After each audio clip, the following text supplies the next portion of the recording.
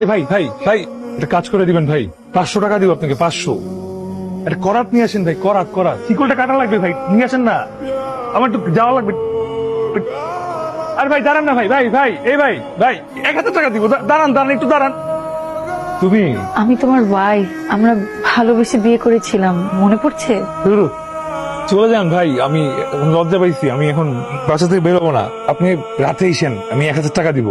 একটা কথা বলে কিছু মনে করবেন না, এই ধরনের রোগীকে কিন্তু আপনারা বাসায় রেখে সুস্থ করতে পারবেন না। তো সুস্থ করতে হলে আপনারা বাইরে পাঠিয়ে দিন। রাশেদ, কেমন আছো? আমাকে অবশ্যই নিয়ে যাবা? ভালো হও, তারপর যাবা। তার মানে আমি খারাপ, তুই ভালো? আমি আসি।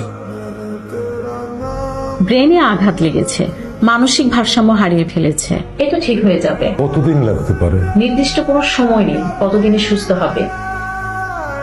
কি রে মা, কেমন আছিস? ভালো আছি, তুমি কেমন আছো? আর